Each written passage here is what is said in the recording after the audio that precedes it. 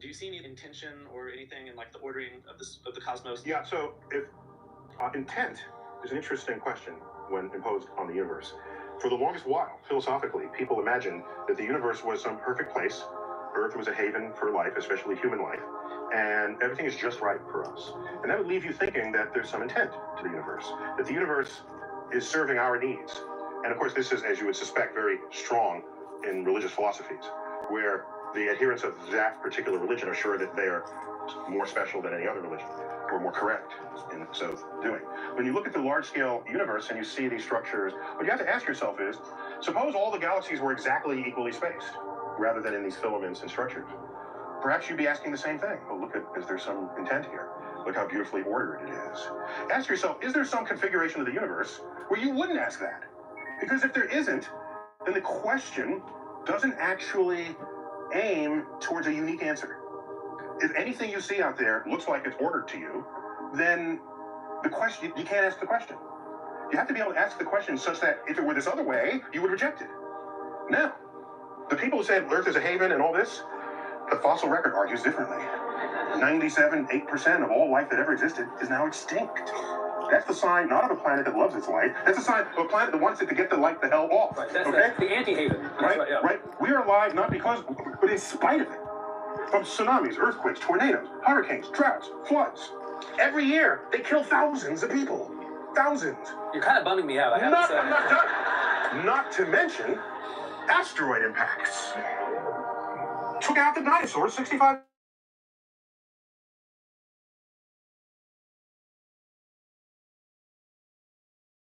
There's your intent. Wow. So the more you look at the universe, the less clear any purposeful intent there is. On that upbeat note, we're going to need to. Wait. You want an upbeat? Give us when the asteroid comes? Yes. Okay. If we have people who reject the science world and the asteroid is headed towards us, they will be doing a number of things, praying certainly. They'll be running away from the impact point. They'll be buying toilet paper and bottled water. And whereas if you have scientists in your midst and engineers, when the asteroid comes, they say, how can I deflect that? Two completely different outlooks on your fate. So if I'm bumming you out by saying there's disaster that will kill us, yep. I'd like to lift you up again by saying it may be that innovations in science and technology may be the only thing that can save us from ourselves. You debummed me. That's perfect. In a free society, a free pluralistic society, where the freedom of the expression of religion is constitutionally protected, which is a fundamental part of why America was so attractive to immigrants from around the world whose religious differences were not being supported in their hometown. I will never be one to tell you what you should believe or what you should not believe. What I will say is that if you want to say that where we don't understand things, that's where God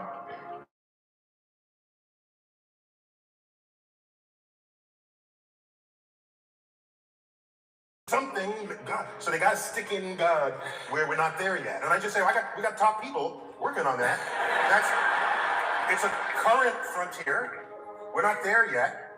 And given the history of the moving frontier, where people had previously said, well, God must be operating, we're long past that. Those explanations have come. And so there's no compelling reason to say God did it and then sort of give up and go on to the next problem. My issue with the God of the Gaps is that if you feel that way, you should not be writing the science curriculum of a classroom. Okay? That's all. Okay? Because if you do, you are undermining the very process of what science is all about. Because the God of the Gaps principle is it's a philosophy of ignorance, whereas science is a philosophy of discovery. And that's an important distinction between the two. And if you remove that foundation for what builds science, you are undermining the capacity of your culture, of your nation, to compete technologically in the 21st century. So it is not without consequence to have conduct that way. 1,000 years ago, the intellectual center of the world was Baghdad. Europe was busy disemboweling heretics at the time. Baghdad was open to all thought at the time, between AD 800 and 1100, around there. If you look at the advances that unfolded in that period, in that location, it includes the invention of algebra. Algebra is an Arabic word. Algorithm is an Arabic word. 2/3 of the stars in the night sky that have names have Arabic names. How does that happen? Where did the naming rights come from? It came from the fact that at that time, huge advances in the Middle East, in Baghdad in particular, was unfolded in engineering, mathematics, especially mathematics, astronomy, navigation, physiology. And you say, well, why is that so? If you look at what was going on, they were open to all lines of thought. Jews, Muslims, Christians. There were doubters back then. Today we would call them atheists. They would all come around the table and share ideas. If you have some philosophy that's got holes in it, someone's going to find it. And you're going to challenge you on those ideas. And what happens is the conversation ratchets up. You discard what doesn't work and you keep what does. And when you do that, you make discoveries, and you make discoveries rapidly. And at the time, that period drew to a close. If you read history books, they'll typically describe sort of the sacking of Baghdad. It was a bad time for the city. And they say, well, it all came to an end. However, the Islamic culture rose at other times later. And in those other times, science and engineering discoveries were not a part of it. So he asked, why not? You got the cultural heritage, why doesn't it show up again? And then you got to dig a little deeper from the sacking of Baghdad, and you find out there was a Muslim cleric, Al-Ghazali was his name, who was to Islam what St. Augustine was to Christianity. St. Augustine kind of laid out the rules for how to be a good Christian at the time. A lot of people were practicing it in their own way. He codified it. He was a religious scholar, figured it out according to his own read, told everybody how to behave. There's the book. You follow this, you're a good Christian. Al-Ghazali said, you follow this, you're a good Muslim. In that text included the assertion, which gained influence socially, but then politically, so then it had power of influence. In there was the assertion that mathematics and the manipulation of numbers was the work of the devil. The entire enterprise collapsed and never recovered. It has not recovered since. If you look at the number of Muslims who have won the Nobel Prize in the sciences, it's one. The number of Jews who have won the Nobel Prize, 1/4 of all Nobel Prizes in science have been won by Jews. How many Muslims in the world? 1.3 billion. How many Jews in the world? 15 million tops. So you look at what effect the culture of discovery and learning can have on what you discover about the natural world. It's extraordinary. So just because you're making discoveries doesn't mean it's forever. And I look at the 20th century in America as a period of great discovery. And then I see forces now operating against it. And then I look at the history of the consequences of this, and I see America just simply fading into insignificance. No, it's not off of a cliff. It's just a slope. And every next day you're a little bit further down on the slope. You barely notice it, right? Until one day you can't see over the hill that you just came from. And then you try to make do with what you have down here, and then you find out it's the rest of the world making the inventions and not you. You're trailing, no longer leading. You're not even abreast with what's going on. You're running behind trying to catch up. What is your personal religion, or is there any type of God to you? Like, is there a purpose, given that we're just sitting on this speck in the middle of this sea of stars? Humans have created a mythological framework that has always involved often involves some kind of higher spiritual powers. And as every human culture is as that goes away, as we know more and more that, and it seems harder and harder to prove that anything might exist like that, where does that leave us? on our own, which to my mind is much more responsible than hoping that someone will save us from ourselves so we don't have to make our best efforts to do it ourselves. And if we're wrong, and there is someone who steps in and says, okay, that's all right, I'm for that, but we, hedged our bets. It's Pascal's bargain run backwards. I'll say another word. The word God covers an enormous range of different ideas, and you recognize that in the way you phrase the question. Running from an outsized, light-skinned male with a long white beard sitting in a throne in the sky and tallying the fall of every sparrow, for which there is no evidence, to my mind, if anybody has something I'd really like to see it, to the kind of God that Einstein or Spinoza talked about, which is very close to the sum total of the laws of the universe. Now, it'd be crazy to deny that there are laws in the universe. And if that's what you want to call God, then of course God exists. And there are all sorts of other nuances. There is, for example, the deist God that many of the founding fathers of this country believed in, although it is a secret whose name may not be spoken in some circles, a roi fainéant, a do-nothing king, the God who creates the universe and then retires, and to whom praying to is sort of pointless. He's not here. He went somewhere else. He had other things to do. Now, that's also a God. So when you say, do you believe in God?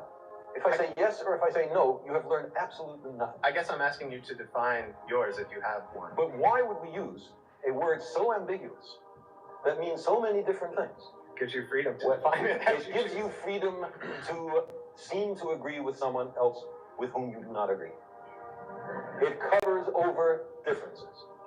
It makes for social lubrication, but it is not an aid to truth, in my view. And therefore, I think we need much sharper language when we ask these questions. I think the essence of the scientific method is the willingness to admit you're wrong, the willingness to abandon ideas that don't work, and the essence of religion is not to change anything. That supposed truths are handed down by some revered figure, and then no one is supposed to make any progress beyond that because all the truth is thought to be in hand. My sense is that the scientific way of thinking, questioning, some delicate mix of creative encouragement of new ideas and the most rigorous and skeptical scrutiny of new and old ideas, I think that is the path to the future, not just for science, but for all human institutions. We have to be willing to challenge because we are in desperate need of change. What is faith? It is belief in the absence of evidence. Now, I don't propose to tell anybody what to believe, but for me, believing when there's no compelling evidence is a mistake. The idea is to withhold belief until there is compelling evidence. And if the universe does not comply with our predispositions, okay, then we have the wrenching obligation to accommodate to the way the universe really is. So you step forward to say, I deny all religion because I can't see it proved scientifically? No. You see the value of religious experience and the value of reaching for higher experiences. Let me say, religion deals with history, with poetry, with great literature, with ethics, with morals, including the morality of treating compassionately the least fortunate among us. All of these are things that I endorse wholeheartedly. Where religion gets into trouble is in those cases that it pretends to know something about science. The science in the Bible, for example, was acquired by the Jews from the Babylonians during the Babylonian captivity of 600 BC. That was the best science on the planet. But we've learned something since then. Roman Catholicism, Reformed Judaism, most of the mainstream Protestant denominations have no difficulty with the idea that humans have evolved from other creatures, that the Earth is 4.6 billion years old, with the Big Bang. They don't have any trouble with that. The trouble comes with people who are biblical literalists, who believe that the Bible is dictated by the creator of the universe to an unerring stenographer, And so therefore they, and has no metaphor or allegory. and from there they make their political and economic choices, and social choices. And scientific. And scientific choices. And scientific, and that's part of your problem with that idea. Exactly. It is that because for the wrong reasons we make the wrong choices about science. That's right. So who is more humble? The scientist who looks at the universe with an open mind and accepts whatever the universe has to teach us, or somebody who says everything in this book must be considered the literal truth, and never mind the fallibility of all the human beings involved in the writing of this book? There are still those in science who say the exquisite nature of the universe, the exquisite laws of the universe, are evidence of a designer, of a creator. Mm-hmm. Does that view make sense to you? It's very tempting. We want to be thought of as children being cared for by an omnipotent, omniscient, and benevolent creator. I mean, think of all the uncertainties and turmoil and terrors of our life, which would be made less terrifying if this were true. But here, if anywhere, is a case where we must not believe because we want it to be true. Now, if you take a look at Darwin, you see a case where it was so tempting to say, I find a watch. It requires a watchmaker. Watches do not spontaneously self-assemble. And now I find an acorn, or a squid, or a bacterium. It is much more intricately and exquisitely put together than a watch. Here too there must have been a creator. It's very natural. But what Darwin pointed out is that there's a perfectly reasonable process, which is inevitable, which will create enormous, exquisite order out of chaos, given enough time. If we thought the universe was only 6,000 years old, there is not enough time, and evolution is nonsense. But if, as in fact is now definitively true, the solar system and the Earth are 4.5 billion years old, then there's plenty of time for evolution, and our sense that order means creator is wrong. Finally, you can say, look, you can go back as far as you want, but somehow the stuff of the universe had to come from somewhere, and isn't that what God did? But that's only true if the universe was created. If the universe was always here, if the universe was infinitely old, then there's nothing for a creator to do. Most of us would be surprised to hear that the universe is going to end one day. We expect the universe to go on forever into the future. Why do we have the idea that it doesn't go on forever into the past? I'm not saying I know the answer to this. This is one of the deepest questions. We do not know the answer. We simply have to keep an open mind. All of us, philosophers, scientists, religious people, no one, in fact, knows. The general picture, however, of a Big Bang followed by an expanding universe is correct. What happened before that? Was the universe devoid of all matter and then the matter suddenly somehow created? How did that happen? In many cultures, the customary answer is that God created the universe out of nothing. But if we wish to pursue this question courageously, we must, of course, ask the next question. Where did God come from? If we decide that this is an unanswerable question, why not save a step and conclude that the origin of the universe is an unanswerable question? Or, if we say that God always existed, why not save a step and conclude that the universe always existed? There's no need for a creation, it was always here. These are not easy questions. Cosmology brings us face to face with the deepest mysteries, with questions that were once treated only in religion and myth. You're out in the meadow and you see an ant climbing up a blade of grass. She climbs and she climbs. If she falls, she gets back on the blade and climbs again. Climbs again, she falls, and she climbs and she climbs and she climbs until she reaches the very top of the blade of grass. And you might wonder, what on earth is the ant doing this for? What benefit accrues to the ant? Is she looking for food? Is she looking for a mate? Is she lost? Is she trying to get home? Wrong answers. In fact, no benefit at all accrues to the ant. Well, then, is this just a fluke? Yes, it's just a fluke. It's a brain fluke, a lancet fluke, Dicrocelium dendriticum, a parasitic little brain worm that has to get into the belly of a cow or a sheep in order to continue its reproductive cycle. What does it do? It commandeers a passing ant, climbs into the ant's brain, and drives it like an all-terrain vehicle up the blade of grass to a position where it is more likely to be eaten by a cow or a sheep. Host manipulation by parasites. Here's another one, sort of fascinating, very similar actually. Toxoplasma gondii is a parasite that infects mice, and in order to continue its life cycle, it has to get, in order to reproduce, it has to get into the belly of a cat. Well, now, what would you do if you were in a mouse and you wanted to get into a cat? You would turn the mouse into Mighty Mouse. Make the mouse bold, fearless, so it runs out in the open. That's what mice do when they are infested with Toxoplasma gondii. They're more likely that way to be eaten by a cat. What we have in these cases, we have a hijacker, the parasite that infects the brain and induces suicidal behavior on behalf of a cause other than one's own genetic fitness. Gosh, that's scary. Does anything like that ever happen to us? No. Well, I want to remind you that the Arabic word Islam means submission. It means surrender of self-interest to the will of Allah. But Islam is not alone. In Christianity, we have the same theme. No other species, only us. We're the ones that can live for an idea, that can die for an idea. It's ideas, not worms, that hijack our brains. These are ideas that can copy themselves, that can make us copy them. Not only rehearsing them in our own brains over and over, but spreading them to our friends and our neighbors and our family, and populating the world with many copies of these ideas.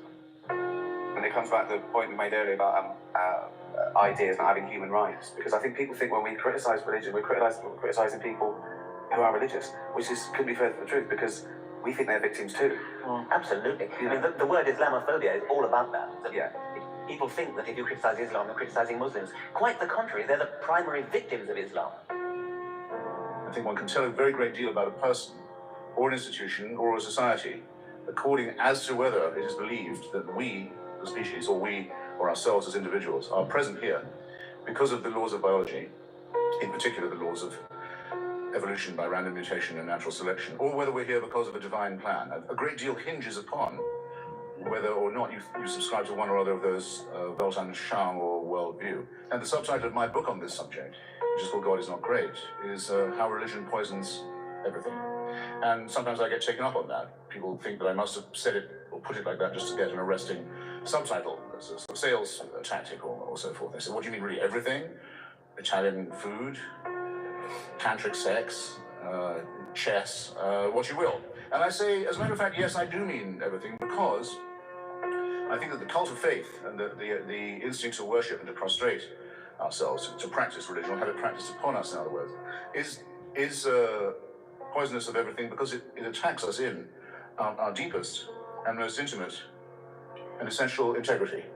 It says to us, in effect, that we don't have free will, that we don't have the right to decide for ourselves on what is right, or we can't tell a right action. People say to me, not realizing how insulting the question is, how would you have morals if it wasn't for God? How would you know?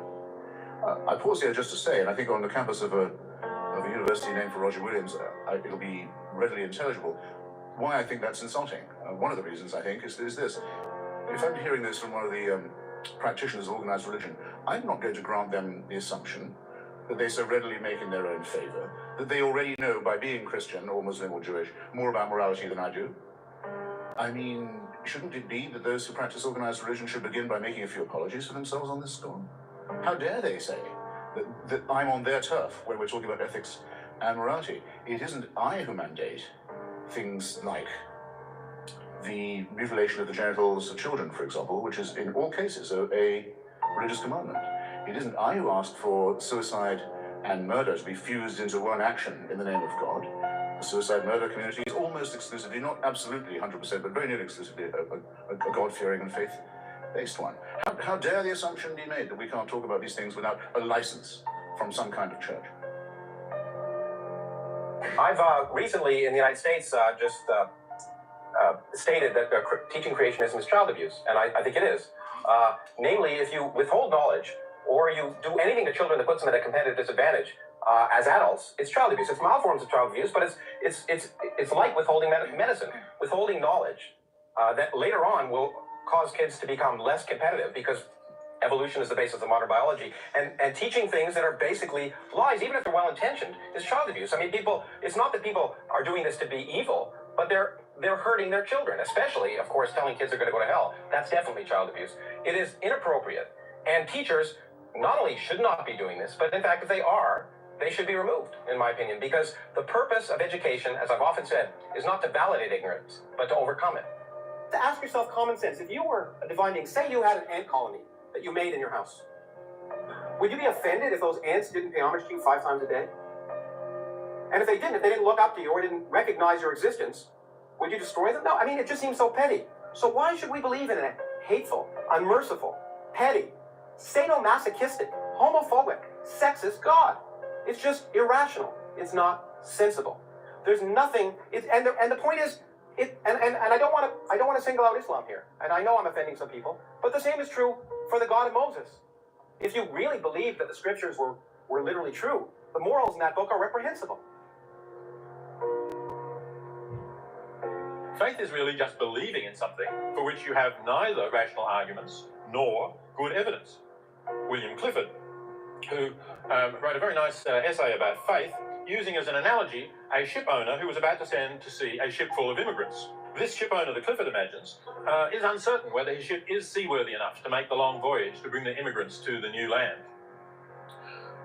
But he thinks about it and he says, well, look, after all, there's a divine providence. And how could a divine providence allow these good people who are going to establish their futures, men, women, and children even, who are, at least the children, innocent of any sin, how could he allow them to drown on the way to the new world? So I will have faith in God, and I won't bother to inspect the ship to see whether it's seaworthy, because I have faith that it will reach Australia.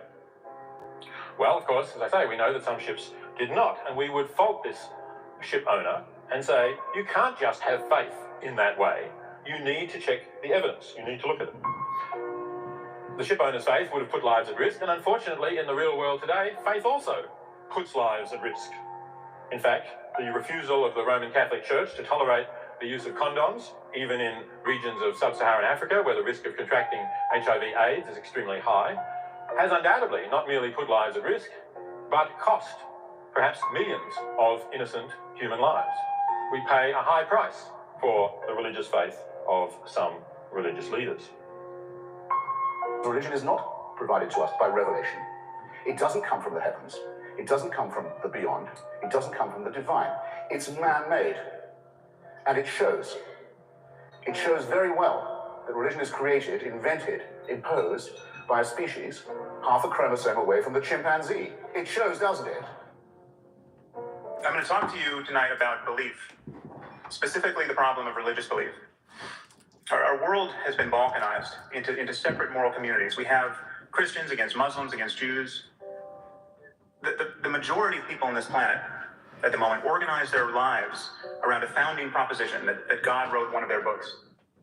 We have many of these books on hand. They make genuinely incompatible claims about the nature of this universe, about the disposition of certain real estate in the Middle East. We have the marriage of quite literally first century or earlier beliefs, literally Iron Age philosophy, with 21st century destructive technology. This on its face should seem untenable to us. Every person in this room has more access to information and scientific knowledge and just what is now basic common sense than the authors of the Bible and the Quran. In fact, there's not a person in this room who has ever met a person whose worldview is as narrow, just by the sheer time in which they appeared in history, as the worldviews of Abraham or Moses or Jesus or Muhammad. And until we grapple with that fact and honestly talk about honestly commit ourselves to a 21st century conversation about the possibilities of human well-being, we're just going to be at sea, and we're going to be trying to figure out whether we should pass laws about gay marriage and whether we should ban blasphemy at the UN and whether we should allow newspapers to print cartoons about the Prophet Muhammad. And we're going to just be bewildered by the relentless certainties of people who are obviously lying to themselves. The fact that you have Christians having deep experiences of peace, and you have Muslims, and you have atheists, and you have Buddhists, it proves that there's a deeper principle that should be talked about in a non-sectarian way that is not held hostage by Iron Age literature.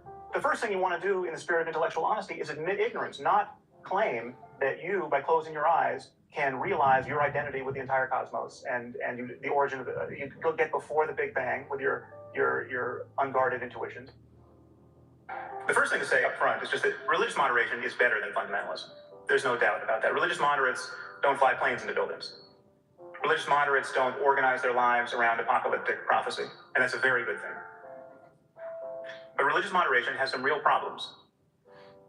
The first is that it gives cover to fundamentalism. Because religious moderates have made it taboo to criticize faith.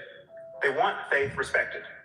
They want the whole project of being religious, being identified as a Christian, a Muslim, a Jew, to be respected. That it's impossible to call into question this basic project, that the ethical tenability of raising a child to believe he's a Christian as opposed to anything else. And under the cover of this respect, we are now powerless to say the very harsh and necessary things about religious extremism that we need to say, because it is taboo. You have to respect faith. Where else in our discourse do we play by these rules? When was the last time anyone in this room was admonished to respect another person's beliefs about history or geography or engineering or medicine? We do not respect people's beliefs. We evaluate their reasons. If my reasons are good enough, you will helplessly believe what I believe. That is what it is to be a rational human being. Reasons are contagious.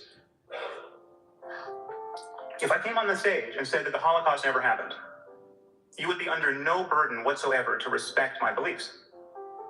And we don't respect the beliefs of people who think Elvis is still alive and the people who make all those crazy pilgrimages to Graceland. These people do not get invited to sit on our boards of directors.